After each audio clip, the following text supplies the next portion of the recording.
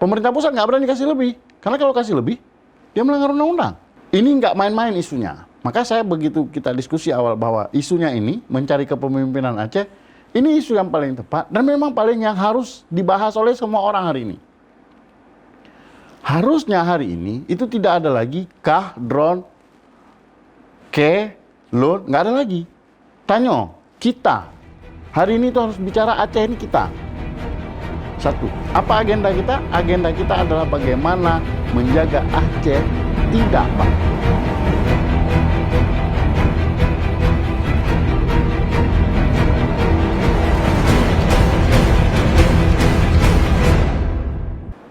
Assalamualaikum warahmatullahi wabarakatuh. Kembali lagi dengan saya Siti Aminah di channel Pehtem, tepatnya di episode ke-6 tahun ke-5 edisi Senin 9 September 2024. Bagi rekan lu yang belum subscribe, silahkan subscribe dan kita masih menunggu komentar yang positif dan membangun pastinya. Baik rekan Pehtem, kali ini kita akan membahas tentang calon atau figur Gubernur Provinsi Aceh. Bagaimana sebenarnya kandidat ataupun ciri-ciri kepemimpinan yang memang diharapkan oleh masyarakat Aceh pada umumnya. Baik, kali ini kita akan angkat tema tentang mencari figur pemimpin Aceh ke depan dengan narasumber kita Hendra Budian SH. Beliau adalah mantan Wakil Ketua DPR Aceh. Assalamualaikum Bang Hendra. Waalaikumsalam warahmatullahi wabarakatuh. Apa kabarnya nih Bang? Alhamdulillah baik. Terima kasih Bang sudah hadir hari ini ke Pehtem. Ini perdana di Pehtem Bang. Perdana saya di Pehtem. Setelah pastinya berkali-kali diundang tapi nggak sempat hadir. Belum berjodoh. Oke, belum berjodoh ya. Ya. Tapi ini menarik karena memang juga Anda sebagai mantan Wakil Ketua DPR Aceh tentu bisa melihat bagaimana sebenarnya prospek ataupun figur calon Gubernur Aceh memang yang diharapkan sama masyarakat itu seperti apa, Bang Hendra? Terima kasih Aminah. Saya mau mulai dengan pengalaman saya selama bertugas di DPR Aceh. Dari situ sebenarnya di setiap tahun itu kita melihat kebutuhan situasi yang dibutuhkan oleh Aceh. Nah sekarang sebelum kita masuk kepada siapa yang harus memimpin Aceh ke depan, sebaiknya memang kita masyarakat Aceh secara umum ya itu mengetahui dulu bahwa kita ini yang butuhnya bagaimana, Aceh ini mau dikemanakan, apa yang kita butuhkan sebagai orang Aceh ya kan untuk mengisi pembangunan, mengisi kesehari-harian kita di Aceh. Nah dalam konteks hari ini saya mau sampaikan berdasarkan pengalaman saya di DPR Aceh, Aceh ini nggak baik-baik saja. Kondisi keuangan Aceh ini diambang kebangkrutan. Pengalaman saya selama jadi pimpinan di DPR Aceh yang juga otomatis menjadi pimpinan di Badan Anggaran, kita melihat dengan jelas, kita melihat dengan clear kondisi keuangan Aceh. Nah ini harus disampaikan sebenarnya kepada seluruh masyarakat Aceh, seluruh lapisan masyarakat Aceh, khususnya generasi-generasi Aceh yang akan datang. Kenapa? Karena estafet Aceh ini nantinya akan dirasakan oleh generasi yang selanjutnya. Generasi yang saat ini masih ada di kampus-kampus, yang sebentar lagi mereka keluar dari kampus, mereka akan menghadapi kenyataan yang pahit dan ini harus kita sampaikan. Otsus kita ini tahun 24. Sejak tahun 23 kita sudah terima 1% dari setara DAU nasional. Nah, kalau kita mau persentasenya itu kita nominalkan misalnya, pengalaman saya ikut tanda tangan anggaran itu APBA tahun 2021, itu sekitar 19 triliun.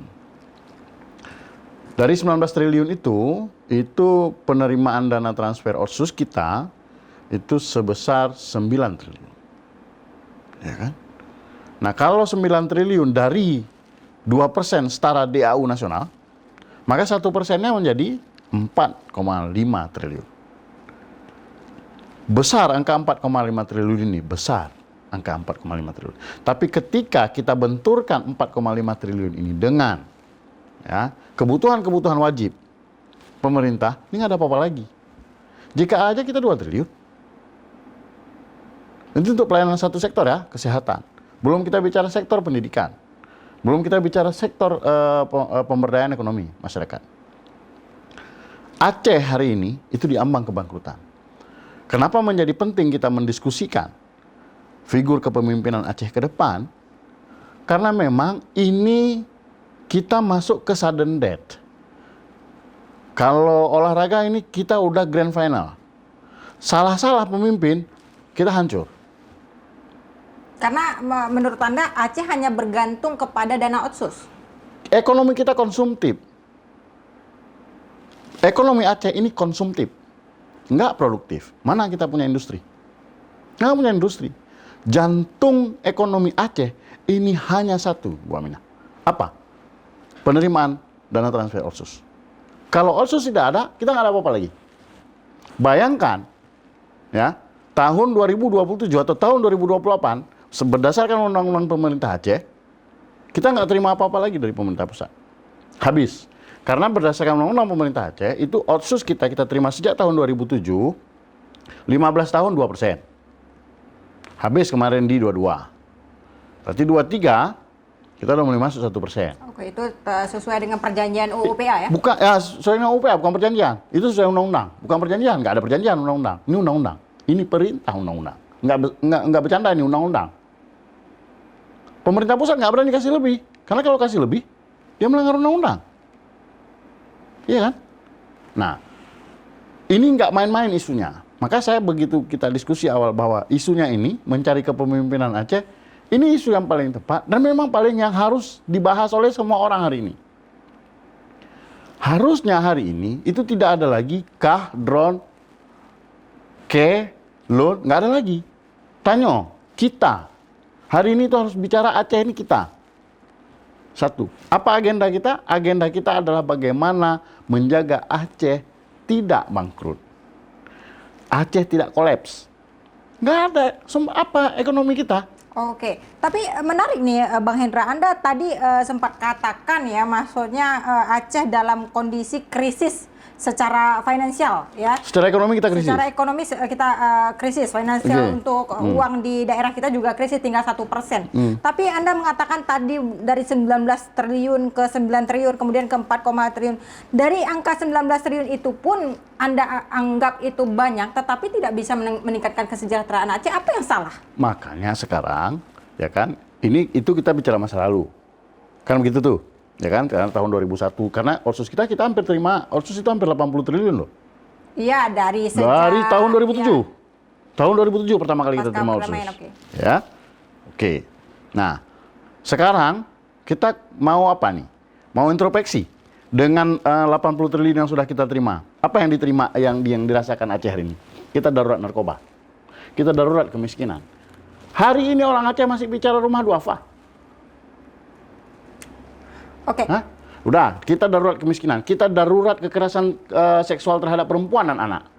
Aceh nggak dalam kondisi nggak baik-baik saja. Yang saya ingin sampaikan, hari ini pilkada Aceh ke depan, karena tadi temanya kita mencari pemimpin, pilkada Aceh ke depan, ini pilkada maha penting. Salah memilih pemimpin, selesai kita semua. Selesai kita semua. Oke. Nah. Tapi saya ingin dari statement Anda nih, Bang Hendra, karena menarik kalau misalnya uang mengalir di Provinsi Aceh sebanyak 80, bahkan hampir 100 lah ya, Bang Hendra ya, kalau misalnya kita takar-takar.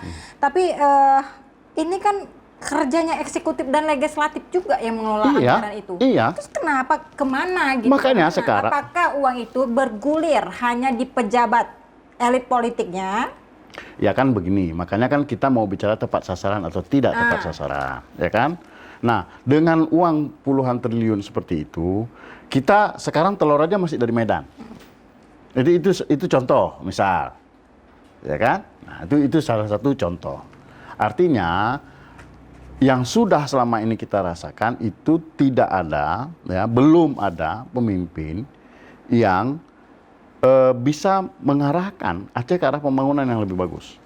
Nah, Koda kita belum mengarahkan kita kepada arah yang tepat. Saya nggak mau salah-salahin orang, dengan segala penghormatan saya kepada pemimpin-pemimpin Aceh yang sudah-sudah.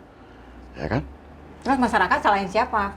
Iya, artinya begini, Mau lihat berhentilah anak siapa? kita, ya kan, berhentilah kita mencari kesalahan, Polan salah, ini salah, sehingga berujung kepada fitnah-fitnah. Sekarang, makanya ini kan momentumnya, kita 27 November mau menentukan pemimpin kita ke depan. Jangan lagi seperti yang ke belakang. Seperti ini, Oke, ini Anda nggak bisa menganggap bahwa ini nggak bisa diperbaiki lagi yang kan? kelam itu catatan masa kelam lah, seperti Iya, itu tidak iya. akan bisa mengubah Iya, apapun. nggak merubah apapun. Yang akan merubah itu 27 November. Pilkada nanti, itu yang akan merubah. Salah pilih, selesai kita. Semua selesai. Bukan hanya saya, anak saya. Ya. Semua kita selesai. Tapi Ya. kalau Aceh terhutang berarti kan dari sebelum-sebelumnya? Iya, enggak, kita belum terhutang. Belum ya, Ya. berarti masih aman ya? Kita masih, kalau di situ. Makanya kan begini saya bilang. Ya, pertama saya mau ulang. Kondisi Aceh hari ini, kalau kita mau bicara, kita mau cari pemimpin, ya, kita inventarisir dulu. Masalah kita apa? Oke. Saya mau bawa ke situ dulu. Kita mau inventarisir dulu. Kita menghadapi apa nih? Kita termiskin di Sumatera. Ya. Semua politisi ngomong nih. Pertanyaannya apa solusinya? Nah, ada nggak pemimpin yang hadir atau politisi yang hadir memberikan solusi terhadap bicara angka kemiskinan kita termiskin di Sumatera? Coba. Kita mau fair dulu, saya mau fair dulu. Angka kita misalnya ya, kita disebut termiskin di Sumatera. Itu yang salah siapa? Pemerintah Aceh? Enggak 100%. Karena otsus itu 40%-nya ditransfer ke kabupaten kota. 40% itu karena kanun kita bilang begitu. Undang-undangnya otsus itu ke provinsi. Itu undang-undang. Nah, menerjemahkan undang-undang itu, Aceh buat kanun. Kanun otsus. Kanun otsus itu kita bagi lagi. 60 diambil provinsi. Misalnya tadi 4 kalau 23 ini 4,5 triliun lah misalnya uang dana penerimaan transfer otsus kita. 40%-nya kita kirim ke kabupaten kota itu, Bu. Di kabupaten kota jadi apa? Kita nggak tahu. Hah?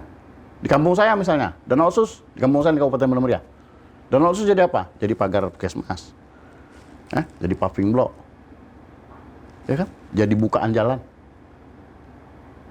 Pertanyaan saya, tiga program ini yang bisa mendongkrak ekonomi masyarakat apa? Itu contoh nih. Nggak ada. Jadi, ketika pemimpin yang hadir, ya, tidak dengan kapasitas keuangan dan anggaran, ini kita bahaya. Itu yang saya mau sampaikan. Kenapa? Ketika dia pemimpin, ini ada uang 5 triliun atau ada uang 10 triliun. Pemimpin berpikir macam mana menghabiskan uang 10 triliun ini. Bukan macam mana 10 triliun ini menjadi 15 triliun. Harusnya yang akan kita pilih nanti di 2024 ini, tanggal 27 November, adalah pemimpin yang bisa ya menambah anggaran Aceh. Ini saya bilang kondisi dulu. Situasinya sekarang, yang saya ingin sampaikan. Kenapa ini bisa terjadi? Karena ada salah pemahaman. Apa salah pemahaman? Seolah-olah kita ini selalu sejajar dengan Jakarta. Enggak, kita provinsi. Selesai. Kita ini provinsi. Kebutuhan kita terhadap pemerintah pusat masih tinggi. Jadi nggak usah udah kita selesai. Kita jangan sombong orang Aceh. Kenapa? Pengalaman saya sebagai pimpinan DPRA, yang dibutuhkan apa sekarang? Yang kelemahan kita Aceh ini apa sekarang? Termasuk kelemahan saya sebenarnya. Saya harus akui. Walaupun itu menjadi kelemahan kolektif. Ya, ini kelemahan kolektif kita Aceh. Ya. Sebagai pemimpin Aceh, pernah memimpin Aceh selama 3 tahun, jadi pimpinan DPR Aceh, apa kelemahan kita? Komunikasi politik kita dengan Jakarta. Diplomasi maksud Anda sehingga Makanya tanggal 27 November yang kita pilih itu bukan sekedar gubernur, tapi harus diplomat. Orang yang mampu meyakinkan pemerintah pusat bahwa Aceh ini harus menjadi provinsi kesayangan pemerintah pusat. Kalau misalnya dari problem ya ataupun permasalahan yang sangat kompleks dari provinsi Aceh tadi, kira-kira siapa nih antara dua kandidat yang memang Ya kita kan cuma punya 2 kandidat. Saya sebenarnya begini, kita nggak bicara dulu menjerumus ke harus Polan, harus Polen.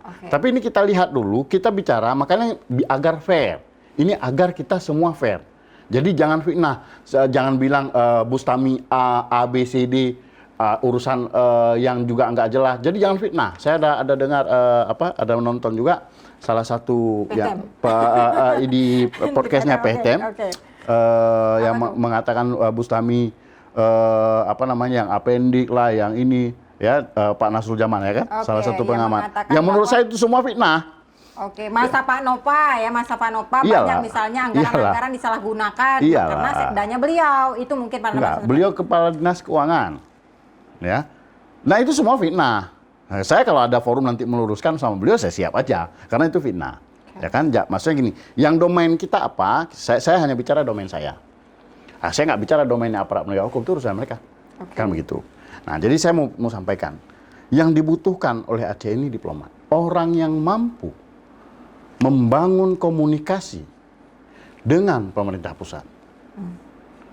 Agar apa? PR selanjutnya adalah Gubernur Aceh ini, pertama PR-nya, otsus kita balik 2%. Oke. Itu macam mana caranya? Ada nggak dijanjiin sama calon presiden sebelumnya? Enggak. Sekarang kita nggak bicara janji nih, kita susun program dulu. Orientasi pemimpin ini harus clear dulu. Ya.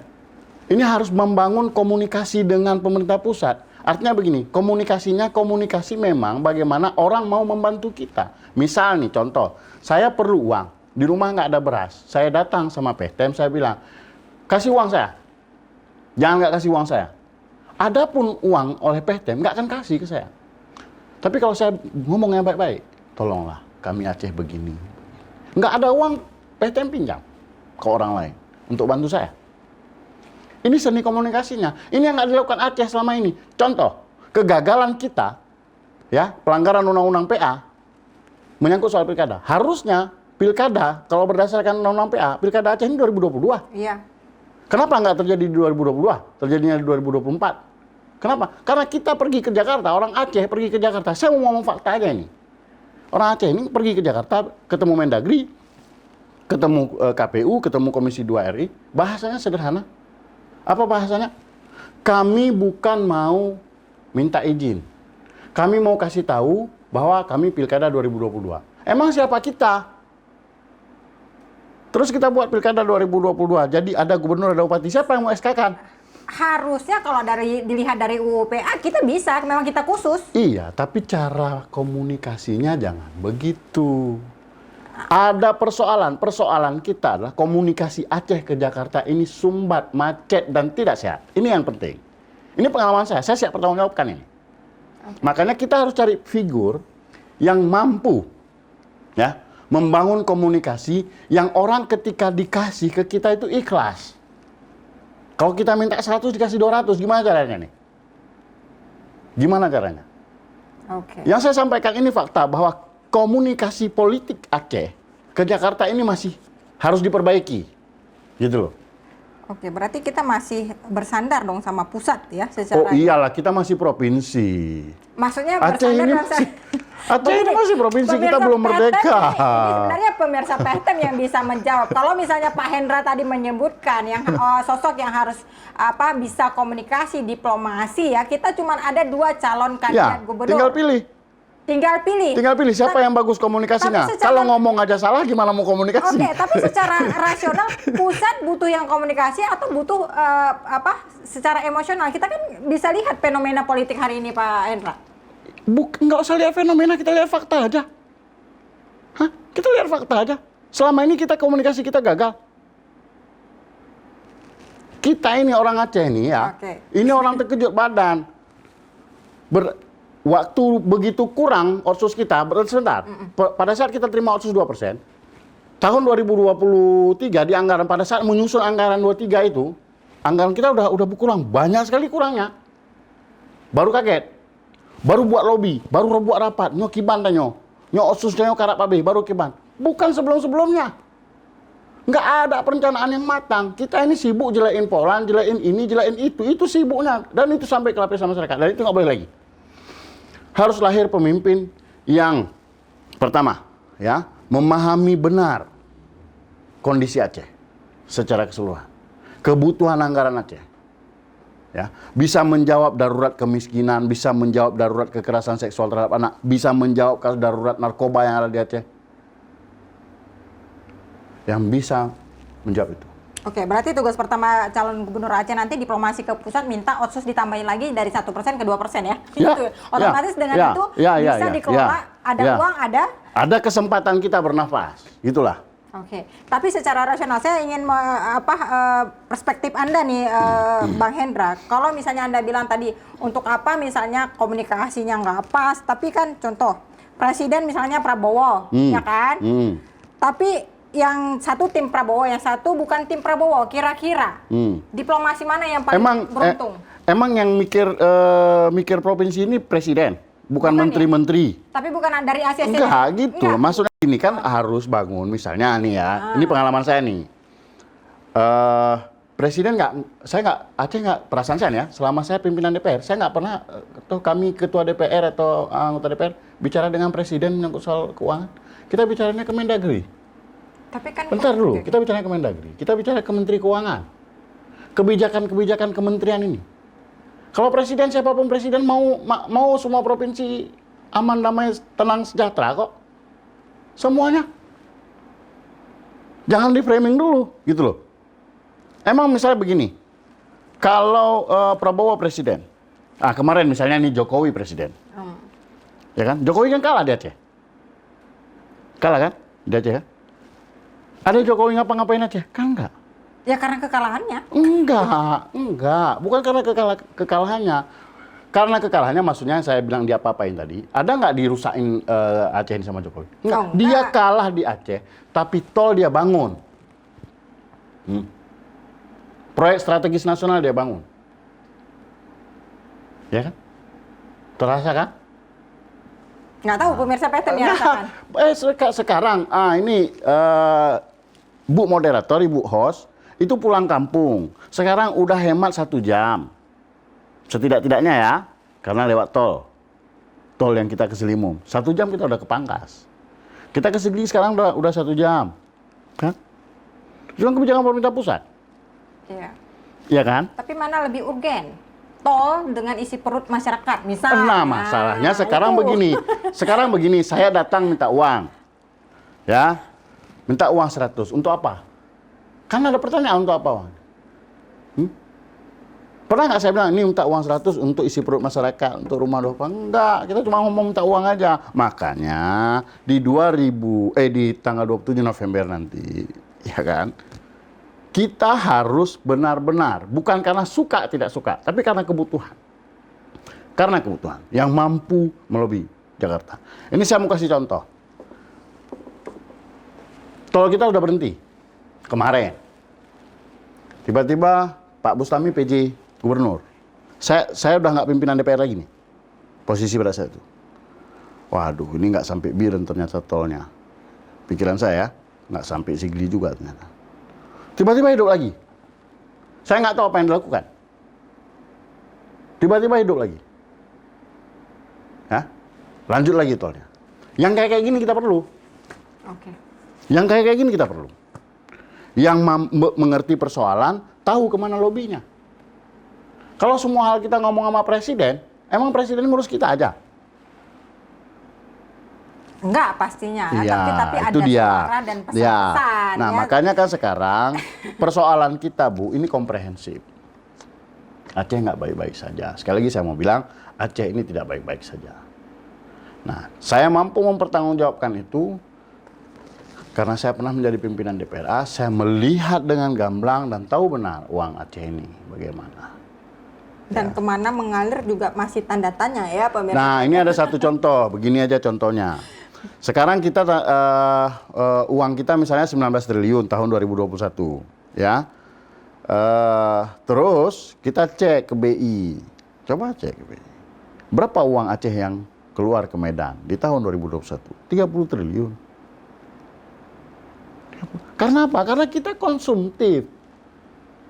Makanya harus lahir gubernur ke depan, ya, pemimpin Aceh ke depan, yang bicara soal, pertama PR-nya nih, itu harus penambahan otsus.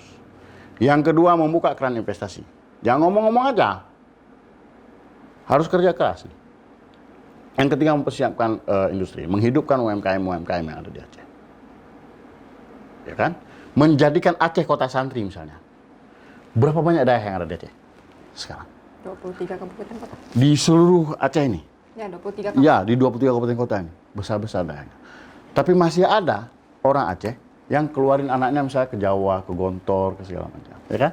Nah, masih ada nih. Nah, pesantrennya ke Jawa. Jangan lagi sekarang. Nah, ini satu ilustrasi. Saya mau kasih satu ilustrasi aja.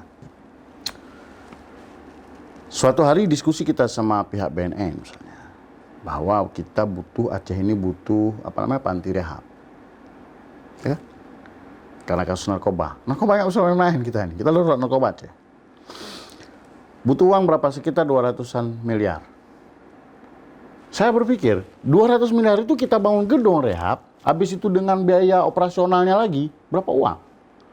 Kalau 200 miliar itu dibagi ke Daya, misalnya bagi ke Daya, tapi Daya juga berperan dalam memerangi narkoba. Ada korban, ya, ada korban. Nah, korban ini pemakaian narkoba, kecanduan segala macam, korban ini dibawa ke Daya, diperbaiki batinnya, diperbaiki di Daya.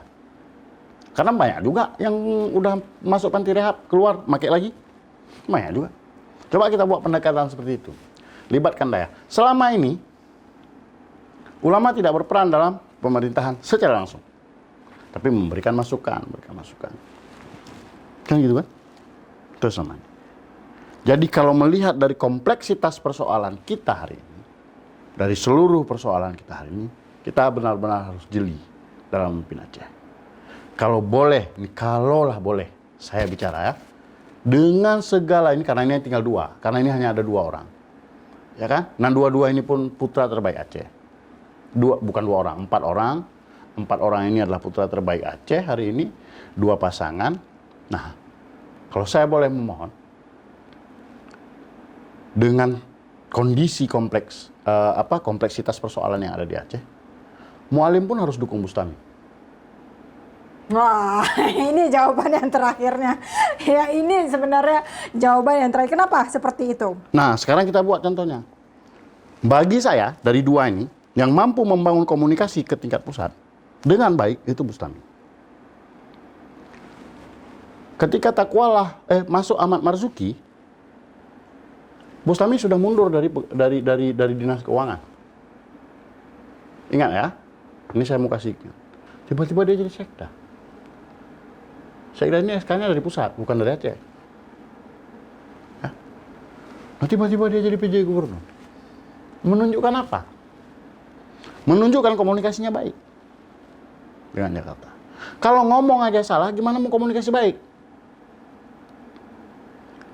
Saya mau ngomong bahwa yang harus kita harus menekan angka kemiskinan. Tapi masyarakat, bentar dulu. Masyarakat menerjemahkan bahwa saya harus meningkatkan kemiskinan. Kan salah nih. Nah, maka menurut saya komunikasinya ini kita harus mencari sosok yang mampu membangun komunikasi dengan Jakarta. Ya. Bagaimana Aceh ini menjadi provinsi kesayangannya Jakarta. Provinsi kesayangannya pemerintah pusat. Bahwa saya pernah ada konflik, pernah ada bencana alam. Ya. Kami belum mampu bangkit. Nah, sekarang kita bicara termiskin. Jangan juga kita terima BPS. Oke, tapi Anda tadi sebutkan bahwa ini sekilas ya, biar lebih subjektif. Tapi misalnya Anda katakan tadi Pak Bustami mulai dari Sekda kemudian dipilih jadi PJ Provinsi Aceh oleh pusat. Artinya Anda berkesimpulan tentang komunikasi yang dibangun itu baik oleh Pak Bustami. Tapi faktanya di tengah jalan dia mencalonkan, dia kan diberikan amanah nih oleh undang-undang untuk menyelesaikan 2 PON dan Pilkada. Tapi di tengah jalan dia menjadi calon gubernur, apakah itu tidak cacat secara aturan? Kalau cacat dia udah ditangkap. Artinya tidak menyelesaikan amanah 2 ini, mensukseskan PON dan juga Pilkada. Banyak loh netizen menyalahkan misalnya. Ini PON kita gagal nih, maksudnya banyak yang kalah nih gara-gara PON. PON itu sudah mau gagal. PON memang sudah mau gagal. Saya bicara sama Pak Bustami udah kita tolak aja PON. Karena kayaknya nggak mampu. Jangan. Ini kepercayaan pemerintah pusat. Lanjut lagi. dikebut. Nah, insya Allah tanggal 9 Presiden ke Aceh, buka PON. Tanggal 9 September, dikebut. Jadi salah, jangan main fitnah. Apa fitnahnya? Oh, mundurkan. Makanya begini, lihat persoalan. Maka tadi dari awal, preamble saya tadi, saya mau gambarin dulu kondisi Aceh dulu. Dari kondisi ini, baru kita berpikir, agar pikiran kita clear dulu. Ya kan? Kalau frame-nya kita mau menjelek-jelekkan dan menyalahkan, ya semuanya akhirnya kita jadi generasi fitnah ini. Nah, soal PON salah. Saya datangi beliau ke pendopo. Saya bilang, Pak Gubernur, menurut hemat saya kita nggak siap PON ini. Sebaiknya kita balikkan aja ke pusat. Dengan segala birokrasi pemerintah pusat selama ini. Jangan. Ini kepercayaan pemerintah pusat. Ini harus kita manfaatkan dengan baik. Ini kata beliau. Saya kecewa juga. Pada saat dengar, tidak diselesaikan? Kok nggak selesai? Kita jalan. Iya jalan, maksudnya tidak diselesaikan sampai artinya beliau sudah mengukur tanggal 9 Presiden sudah buka PON di Aceh. Artinya nggak ada gagal PON. PON nggak akan gagal. Iya, Aceh tetap tuan rumah. Tetapi supportnya itu. Ya kan ada PJ lain yang ganti, kan nggak persoalan. Terhenti di tengah jalan hanya karena beliau menjadi calon. Ini kita. Oh nggak terhenti. Nggak ada kalimat terhenti di tengah jalan, nggak ada. PON tetap berlanjut. Beliau berhenti. Yang berhenti itu beliau. Gonta-ganti kepemimpinan itu bagus dalam jangka bulanan. Ini kan PJ, bukan definitif. Iya, walaupun gonta-ganti seperti itu di tengah misalnya ada amanat. Daripada kita rugi 5 tahun lagi nanti ke depan. Siapa yang menjamin? Makanya, daripada kita rugi 5 tahun lagi ke depan. Siapa yang menjamin nggak rugi pun? Kan nggak ada. Makanya dari yang ada ini ya, ini dari yang ada nih, ini dari yang ada. Dari yang ada. Yang ada tinggal 2. Karena nggak ada pilihan lain. Nah, bagaimana mau kita bangun komunikasi bagus kalau ngomongannya kita salah? Kalau saya mau bilang, saya mau minum air ini. Tiba-tiba masyarakat yang mendengar, itu yang didengar masyarakat, air ini tidak enak. Nah, itu udah benar ya, itu udah mutlak. Kalau misalnya public speaking, komunikasi bermasalah, memang macam mana mau komunikasi? itu makanya memang bukan berarti mengecilkan, tetapi memang harus banyak misalnya belajar dan nggak lalu dengan segala kehormatan penghormatan saya terhadap beliau. Saya hormat sama beliau pemimpin di Aceh ya kan, pernah berjuang di Aceh. Nah, tapi menurut saya kali ini tempatnya nggak di sini. Itu Anda sebutkan ya? Saya yang sebutkan. Pemirsa PTM mungkin lain lagi. Ya. Kalau menurut saya sekarang, kalau memang beliau benar-benar mencintai Aceh, menyayangi Aceh, dan paham, beliau pun harus dukung Ustaz Hendra. Oke. Baik, terima kasih pemirsa PTM. Sebenarnya saya juga ingin memframe misalnya Bang Hendra tadi mengkritik maksudnya atau memberikan arahan kedua calon ini. Tetapi sudah masyarakat PTM sudah dapat gambarannya bahwa Bang Hendra memang berpihak kepada Pak Bustami karena memang dari komunikasi Anda seperti itu. Tapi nggak apa-apa, masalah calon pemimpin siapa yang baik, yang paling penting itu kan Bang Hendra yang betul-betul cek dan recheck pertama, kemudian lihat bagaimana kepemimpinan, komunikasi dan sebagainya, dan siapa yang berpotensi memang bisa menyelesaikan persoalan masyarakat Aceh sekarang yang sangat kompleks ya seperti yang dijelaskan oleh Bang Hendra tadi. Tapi ini masalahnya waktu kita sangat terbatas nih Bang Hendra. Silahkan sampaikan kepada pemirsa PTM yang ada di rumah terkait tentang tema kita hari ini, mencari figur pemimpin Aceh ke depan. Sekarang sudah saatnya memang dari situasi yang kita alami ya, yang kita rasakan hari ini, jangan lagi dirasakan oleh generasi ke depan. Generasi kita ke depan nanti nggak lagi merasakan seperti apa yang kita rasakan. Setidak-tidaknya ikhtiar politik kita harus ke situ di tanggal 27 November nanti. Nah, jangan salah kita pilih karena cuma 2. Kalau ada pilihan lain kita nggak ada masalah kan? Karena kita cuma 2. Nah, maka sekarang kalau kita mau menekan angka pengangguran, menekan angka kemiskinan, ya kan, meningkatkan kesejahteraan rakyat, kesejahteraan guru, tenaga kesehatan, ya kan, honorer, kepala desa yang sekarang minta tambah jabatan 8 tahun segala macam. Jawabannya 1, Bustami. Itu solusi bagi Aceh. Oke, terima kasih Bang Hendra atas diskusinya yang sangat menarik ya pemirsa PTM. Tapi host juga punya statement ini terkait tentang calon kepemimpinan Aceh. Sebenarnya bukan masa denials ya, tetapi sebenarnya kita harapkan siapapun menjadi pemimpin Aceh ke depannya jangan terlalu banyak drama seolah-olah uang tidak punya tetapi padahal mengalir di elit pejabatnya saja, atau memang tidak tahu tata cara pengelolaan anggaran sehingga masyarakat hanya dapat tepungnya saja. Saya setuju, saja, ya? saya setuju Oke, sama host, itu- saya setuju sama host. Itu yang paling penting. Baik. Itu yang paling penting. Oke. Makanya gubernur harus paham anggaran ke depan. Oke, baik. Terima kasih pemirsa PTM. Tonton terus podcast kita di setiap hari Senin dan Kamis pukul 10 pagi. Dan jangan lupa tekan lonceng untuk mendapatkan informasi hit ya seputar Provinsi Aceh, isu politik, pendidikan, dan lain sebagainya. Bagi Anda mungkin ada narasumber-narasumber ataupun pejabat-pejabat yang teraniaya, silahkan datang ke PTM untuk mengkritik ya. Dan saya akhiri. Assalamualaikum warahmatullahi wabarakatuh.